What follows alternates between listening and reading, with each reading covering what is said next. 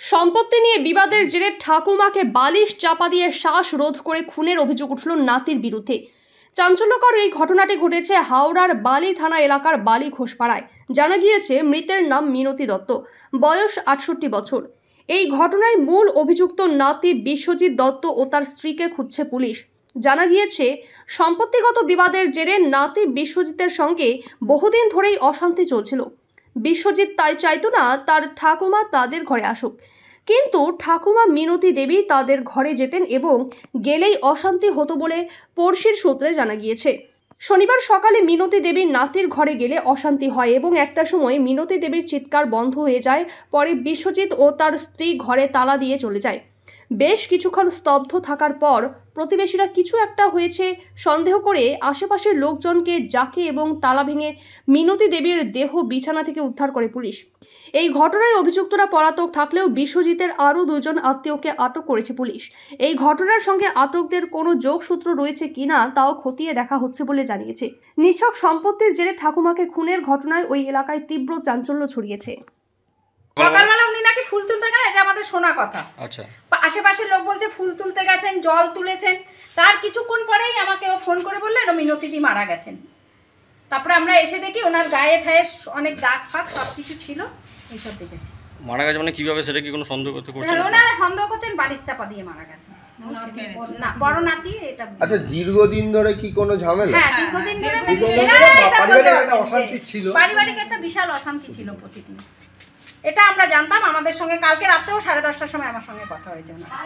সকালবেলা পাড়ার লোক সবাই ওনাকে দেখেছে, জল এনেছেন, ফুল তুলেছেন, তারপরে সবাই দেখেছে। এটা মিষ্টির দোকানে গিয়ে উনি বসে বলছে আমার শরীরটা একটু খারাপ লাগছেন, ওগুলো সব উনি বলেছেন। এই ঝামেলা মানে অশান্তি কি নিয়ে? বাড়িতে পারিবারিক যেটা হয়, সম্পত্তি নিয়ে, পয়সা নিয়ে, এইসব নিয়ে। ছেলে কোথাও কাজ করতো?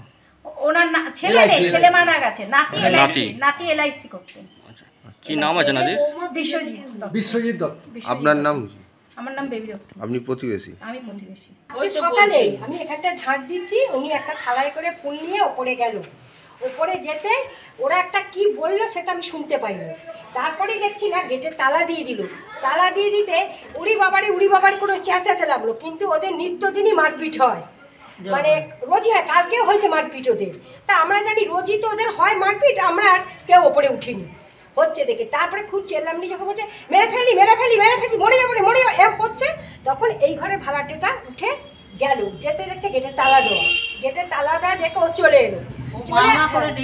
না, ও ডাকেনি, ও চলে এলো। চলে আসার পরে বলছে, তারপরেতে উনি চাটা খাচ্ছিল, খেতে তারপরে আমি ওনাকে বললাম যে কি গো রূপা, কোনো আওয়াজ পাচ্ছি না তো গো, মিনতিদির তো আর আওয়াজ পাচ্ছি না, একটু কিছু করে ফেললো না তো, বালিশ চাপা দিয়ে দিল না তো গো, কোনো আওয়াজ পাচ্ছি না তো ওর আর।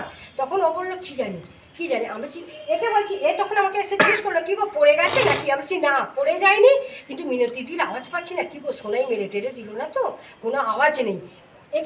একে বললাম, তখন এ আমাকে বললো বড় ছেলের বেল দিতে, বললো ওদেরকে ডাকতে। তখন ওরা ঘুমাচ্ছিল, গিয়ে আমি ওদের মিটার ঘরে ওখানে বেল ছিল, বেলটা বাজাতে ওদের বউ বেরোলো। বউ বেরিয়ে বলছে কি হয়েছে মাসিমা?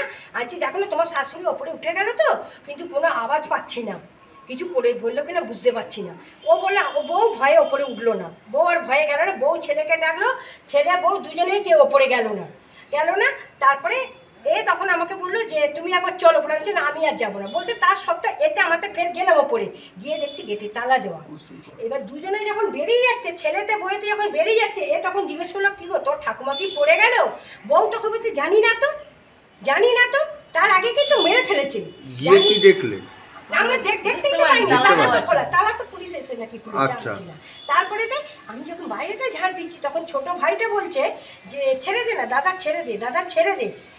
এইটা খুব শুধু শুনতে পাই। তারপরে আমি লোকের বাড়ি কাজ করি দাদা, আমি বেরিয়ে গেছি। এই ঝামেলা কি দীর্ঘদিনের? এদের ঝামেলা এদের রোজ ঝামেলা, রোজ ঝগড়া। কি নিয়ে ঝামেলা? এদের ঝামেলা কি বলছেন, এরা চাইছে তুমি ওপরে উঠবে না, আর এ হচ্ছে ওপরে উঠে ওদের সংসার গুছাতে যাবে, কিন্তু সেটা এরা অপছন্দ করছে। একে আমরা সবাই বলি তুমি কিন্তু যাবে না ওপরে, ও শুনবে না, ও যাবে। আপনি কতদিন ধরে এখানে ভাড়া আছি? আমি এই পাশে ভাড়া ছিলাম, এখানে আমি 1.5 বছর ভাড়া। আচ্ছা, মানে আপনি প্রতিবেশী ছিলেন এর আগে? হ্যাঁ, আমি এই বাড়িতে ভাড়া ছিলাম, এই পাশের বাড়িতে ছিলাম। যে ভাইয়ের সাথে ঝামেলা হয়েছিল সেই ভাই কোথায়? ভাইটা বেরিয়ে গেছে। বেরিয়ে গেছে? হ্যাঁ, ভাই বেরিয়ে গেছে আগে, ছোট ভাইটা আগে বেরিয়ে গেছে। তারপরে কি আচ্ছা, যে যিনি মানে মেন দোষী তিনি কি পলাতক না পুলিশ অ্যারেস্ট করেছে?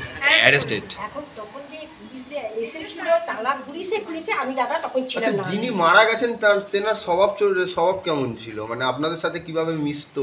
দেখুন একটা জায়গায় থাকতে গেলে একটু ঝগড়া মারামারি হয়, এই আবার হচ্ছে কিন্তু ভালো উনি ব্যাপার। আমাদের খুব দেখে রাখতেন, বাড়িটা খুব উনি দেখে মানে রাখতেন। বাড়িওয়ালা হিসেবে আপনাদের খুব সাহায্য হ্যাঁ করতেন? হ্যাঁ, উনি এমনিও বাড়ির সাথে এমনি হয়তো এক জায়গায় থাকতে গেলে তো অনেক কিছু